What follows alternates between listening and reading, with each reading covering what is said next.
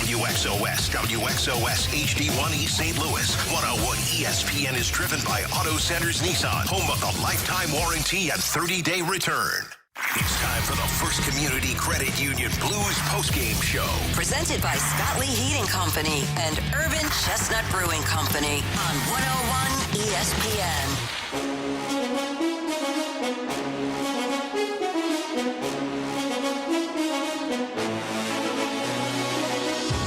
Welcome, everyone, into our extended post-game coverage, the fourth period, here on your home for the Blues 101 ESPN. Alex Ferrario with you after the Blues go winless in a three-game road trip out west. They fall to Chicago, they fall to Utah, and then tonight they fall to Vegas. Outscored 15-7 in all three of those games, in a tough response after the Blues went back-to-back wins over Vegas and Montreal to kick off the new year.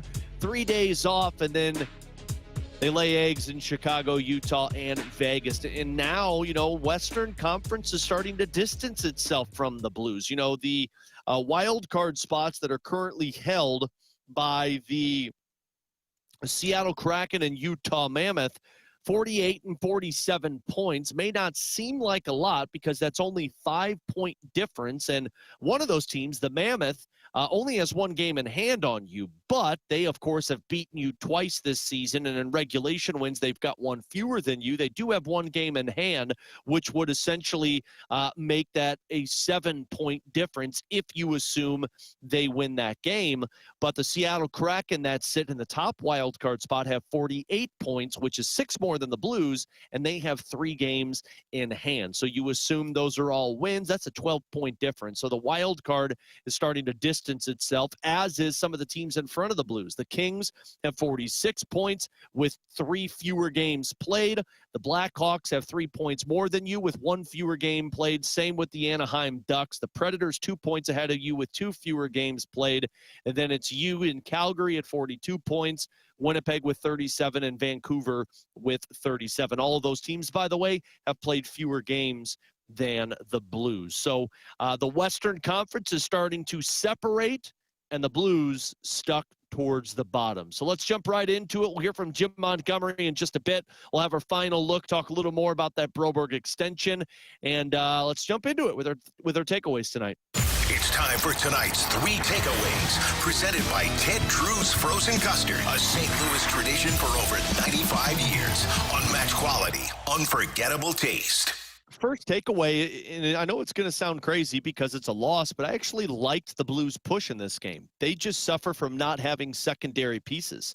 For the longest time, we were talking about how great Otto Stenberg had been playing, who I don't want to say his play is dipped. It's just not to the same level it was, which goes to what Doug Armstrong told Curbs and Joey last week of, what he's doing is great, but at some point, that wall is going to hit him of, hey, this is the NHL. You're playing 3s and 4, and you're going to have to figure out how to handle those. And I think he's going through that right now. He had 1 shot attempt, 2 hits, 1 giveaway, and played 12 minutes and 51 seconds. But Berggren, 1 shot attempt. Dalibor Dvorsky, 1 shot attempt. So that line had 3 total shot attempts tonight. Your fourth line, which has been such an engine for you, did not come up with any offensive contributions. And your top players actually performed tonight. I thought Robert Thomas had a phenomenal game with 6 shot attempts and scoring a goal and an assist.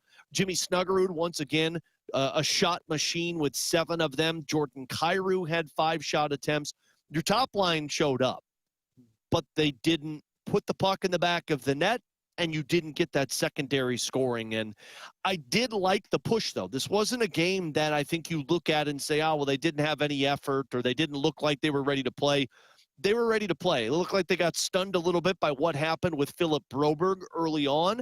And then by the second period, they made their push, albeit it was a push that was sandwiched between 10 minutes of no shots on goal, but still outshot Vegas and had more scoring chances than Vegas.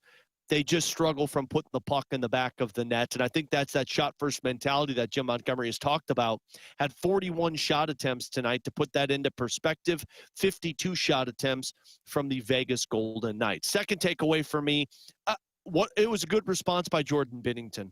especially for how his last couple of starts have gone. I mean, you think of the Colorado Avalanche game, you think of his superb performance against Montreal, and then that weird one in Chicago that I know everybody was talking about.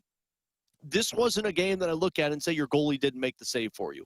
Sure, the Shea Theodore shot, he'll probably tell you that he wanted that shot back, but it was still a 4-2 game, and the two main goals that went in, it was just breakdowns in their own end. It was turning the puck over.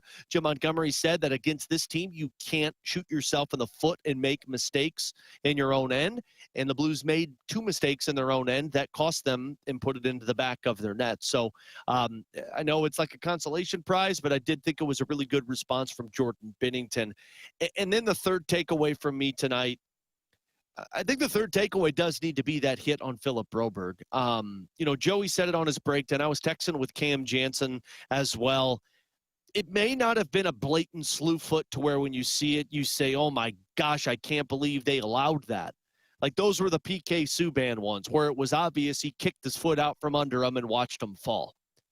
But if you go back and watch it, like he knew what he was doing. He went in for the check. He pinned him against the boards, and his back leg, the second foot that comes in from Mark Stone, it swipes at the leg that's holding Philip Broberg up, and he's pinned against the boards. He can't get his hand down, and his face hits the ice. It's a defenseless player to go in and do a move like that that's dangerous no matter what. And I think if you flipped it on the other side, Vegas fans would be looking at it the exact same way that I think Blues fans are looking at it as well. The hard part for me is just the background of Mark Stone. We all remember the blindside hit he had on Tyler Bozak. This was back in 2021, I believe it was. I remember the next season, Justin Falk dropped the mitts against Mark Stone, or maybe it was in that game that Justin Falk fought him. But I didn't like it. And I especially didn't like it for Philip Broberg, and it's scary regardless, but the fact that he was so woozy when he got up and had to be helped off the ice, that's just a tough look if you're Mark Stone in this one. And again, I don't think anybody's going to be talking about it. They're going to move on. We're going to move on.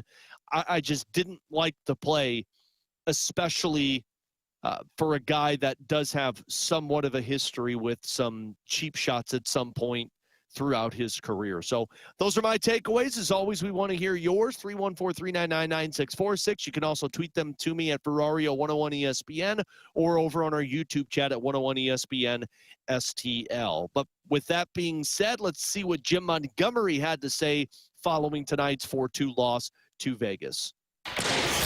It's time to hear from the head coach, Jim Montgomery, presented by Fisher Window and Door Store, offering quality American-made Marvin windows and doors. Visit their showrooms in Brentwood or East Alton, Illinois. Unfortunate, to lose Broberg. I mean, really excited to play. The team was excited for him after announcing his extension, and unfortunately he got injured there. We had to go down to 5D in 3 and 4 nights. How is he? He's doing all right. We'll have to see day by day here, see how he responds tomorrow. Last night, Snuggerud takes a tough hit. Schenner sticks up for him. Tonight it's Broberg. Schenner sticks up for him. What more can you say about the leadership Schenner brings to your group? Well, he's just an incredible teammate. He wears the C for a reason here. It's special to have someone like that on your team that is always going to do the right thing for his teammates. Why do you think the momentum shifted to them after you guys got an early lead? Or did it? No, it did. I think, the last 10 minutes of the first period, the territorial advantage, we had trouble getting out our end, and it felt like the entire second period was in our end. Did you see enough urgency after you fell behind? Yeah, I thought that in the third period, I thought we pushed. We didn't generate enough shots. We're passing up too many shots. But, we did push. We had the opportunity with the pulled goalie. Unfortunately, we didn't execute, and they were able to end the game. You wanted to see your special teams improve. Tonight, you get a power play goal. You didn't give any up. Do you feel like there was some movement in that area? I do. I thought the power play was good. I thought we looked crisp. We looked cleaner. It's a step in the right direction. Okay. And last one, you had some good stretches of hockey on this trip. You said that about the other games, but it didn't result in wins. Just how do you kind of keep your head up and keep the boys moving to get the momentum you need? No, I mean, this is a tough league, and you just got to keep improving daily, and you got to keep working at it together. And the only way out of it is to do it together, and that's what we'll just keep on working on. Yeah, I mean, you got to credit Jim Montgomery for that. I mean, look, we could sit here and say, well, how do they pull they got to. There's nothing you could do about it. You have to keep pushing through with this one. And there's spurts that I liked in this game. There were spurts that I liked in the Utah game, but the results, unfortunately, are still the same. You know, as negative as this one feels, I do think it's a positive if you look at what Jimmy Snuggerud has done. I mean, he had 7 shot attempts tonight. That's 28 shot attempts in 3 games. I mean, for Jim Montgomery, who has talked about how this team does not have a lot of guys who have a shot-first mentality, they've got a guy who's got a shot-first mentality in Jimmy Snuggerud, and you hope that at some point that's going to find its way into the back of the net. Let's take a break, come back, get away from the game, and talk bigger picture.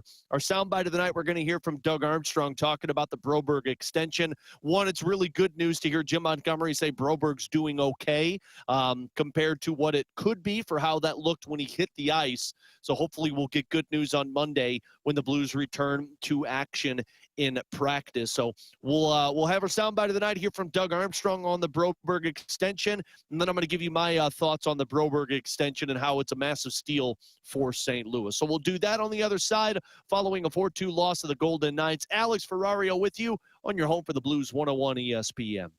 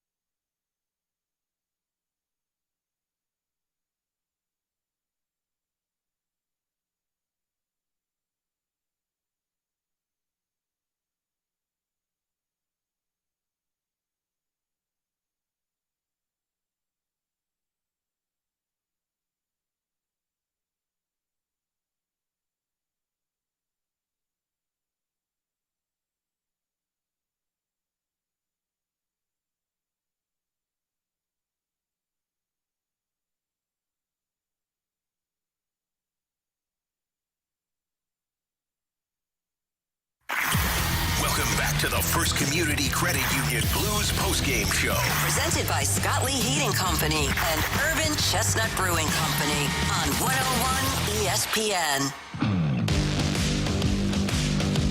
Final time here tonight here on our extended postgame coverage, the 4th period. Alex Ferrario with you. Jordan Deacon taking care of us back in our network studios. If you can tell by now, I'm from my home studios on this late one, but I appreciate all 30 of you that are watching over on our YouTube channel at 101 ESPN STL. That 30 may sound small, but let me tell you, at 12:25 in the morning, we respect all 30 of you joining us here on our 101 ESPN YouTube channel. After a 4-2 loss, the Blues swept off of this road trip, bottom 3 team right now in the National Hockey League. Rather than talk about the game, feel like we should talk a little bit more about the positives, and that was the Philip Broberg contract extension earlier today. Now, I know it was the excitement was taken away because of the injury that happened in the first period, but I still think it's worth discussing of how massive this truly is for the Blues.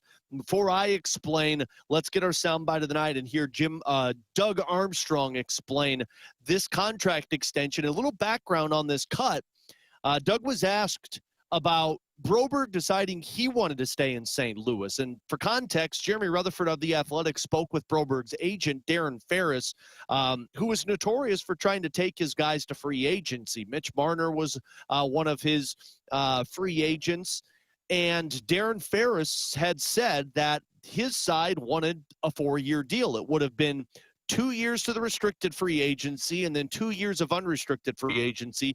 Broberg would have been 28 years old, if I'm not mistaken, and he would have hit unrestricted free agency. The Blues wanted an 8-year contract extension for Broberg, and they met in the middle with 6. And JR reported that Darren Ferris said Broberg told him he had no appetite to walk this up the unrestricted free agency and go to arbitration with the Blues. He said, I love St. Louis. I want to stay there. So they got a 6-year deal that'll take him up to his age 31 year, and then the Blues will decide what to do with it from there. So this was Doug Armstrong, our soundbite of the night, talking about the Broberg deal of wanting to stay in St. Louis. The soundbite of the night is presented by Rocket Convenience Stores. Fuel your car and your daily cravings at Rocket Convenience Stores. Well, and Darren is right. He could have, we don't really have a choice on the term. We were going to give him a qualifying offer, and then he could go to arbitration for 2 years, then walk. Right.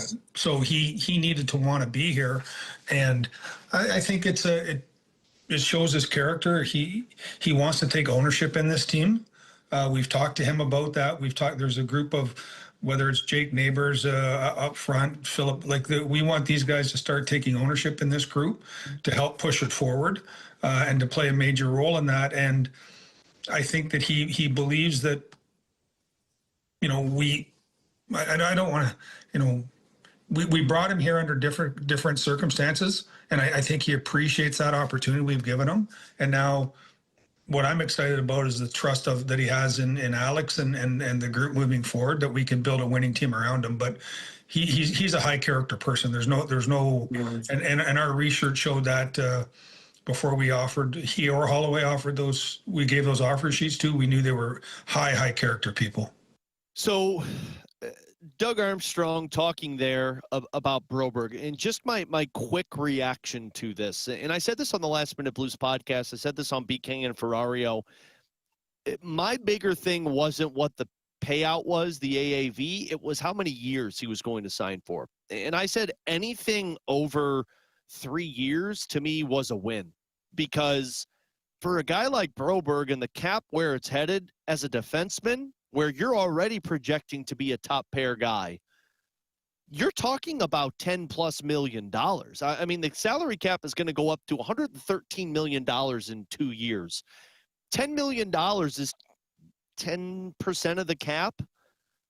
The fact that the Blues were able to get him to sign a 6-year deal really does tell you what Broberg believes of this Blues team, how he feels about the future of this team, because he didn't have to sign a 6-year deal.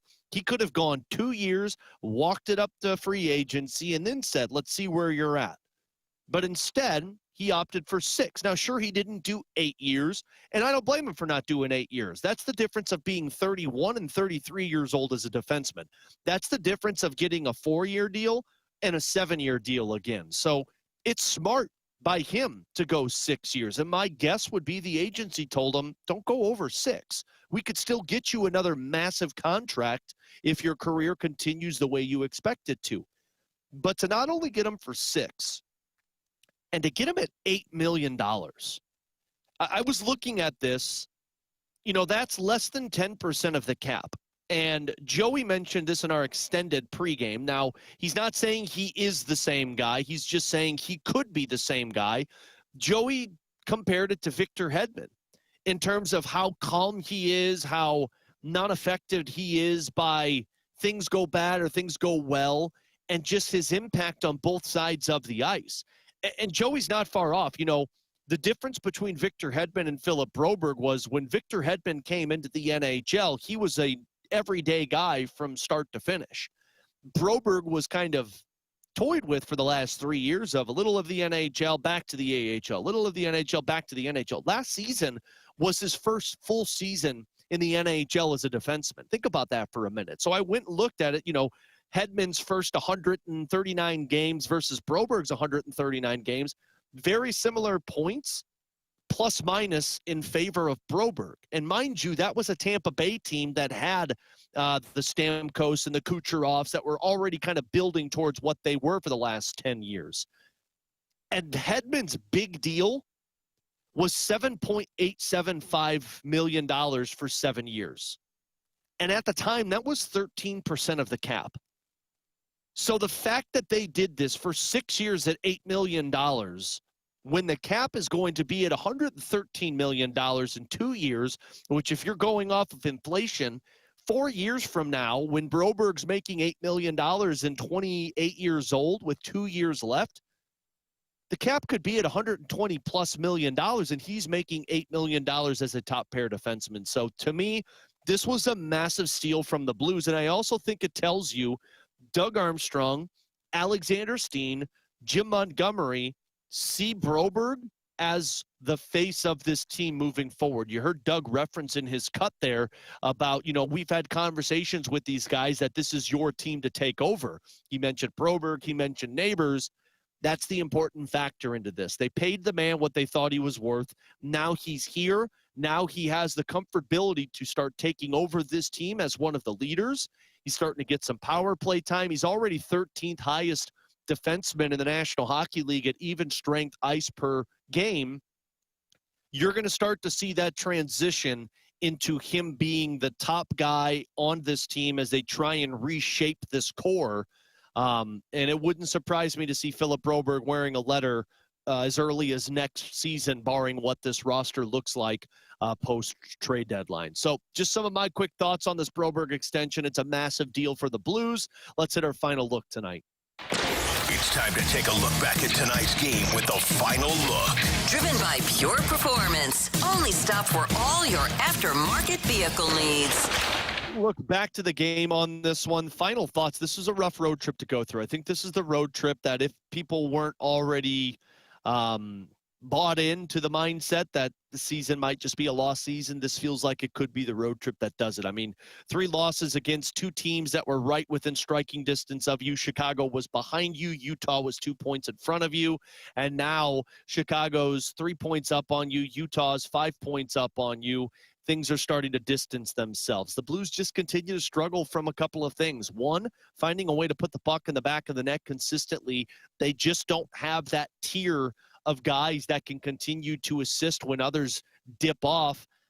Thomas was really good tonight, I thought, but Pavel Buchnevich wasn't there for them. Maybe Kairu's game dipped a little bit. You didn't have Dvorsky and Berggren and Stenberg like they'd been 4 or 5 games ago. But defensively, you're just still seeing some of those warts. And then the final thing is, man, they still just don't have that guy that steps on the ice and takes it over. I mean, you pull the goaltender again. You pull the goalie, commercial break to set up a play, lose the puck, can't keep it in the zone, goes into the back of the net. So I'm sure Jim Montgomery is still searching for a lot of answers. The Blues players are searching for a lot of answers, but this road trip, I really feel like kind of showed the true colors of the Blues this season, and a really brutal month of January. Not to sound harsh, but I was joking with our producer Jordan Deacon and just kind of looking at the upcoming schedule, and they're in a 3-game losing streak right now. And Carolina on Tuesday, who's the best team in the Eastern Conference, then Tampa, then you've got Edmonton, who I know Edmonton has struggled, but they've won 2 in a row. And man, with McDavid and Draisaitl and that speed, it feels like they can exploit this man-to-man defense. Your next chance to snap this streak, yes, it's Carolina, but realistically might be Winnipeg. And Winnipeg plays you hard, and you're going to be there on the road. Then you've got Dallas twice, L.A., Florida, Columbus, and then you wrap up the pre-Olympic break with Nashville and Dallas. So a truly brutal month of January as the Blues are going to have to really dig deep to pull themselves out of it. But Tuesday's going to be a fun one. They're home against the Carolina Hurricanes. But more importantly, that's the Hall of Fame celebration game, to where the Blues Hall of Fame class gets inducted on Monday. Barrett Jackman, Alex Steen, Al Arbor, the True Blue Award for Kelly Chase. So Tuesday is going to be a really enjoyable night, other than the play on the ice against the Carolina Hurricanes, because you get to see those Blues legends go into the St. Louis Blues Hall of Fame. So that game on Tuesday, a 6:30 puck drop with the pregame starting at 5:30 right here on your home for the Blues 101 ESPN. Huge shout out once again to Jordan Deacon for taking care of us back in our studios, and a big thank you to everyone hopping on our post-game show on our YouTube channel at 101 ESPN STL. I'm Alex Ferrario. Have a great rest of your night. Great weekend. We'll talk Tuesday. Blues and Hurricanes right here on your home for the Blues 101 ESPN. Thanks for listening to the First Community Credit Union Blues postgame show. Presented by Scott Lee Heating Company and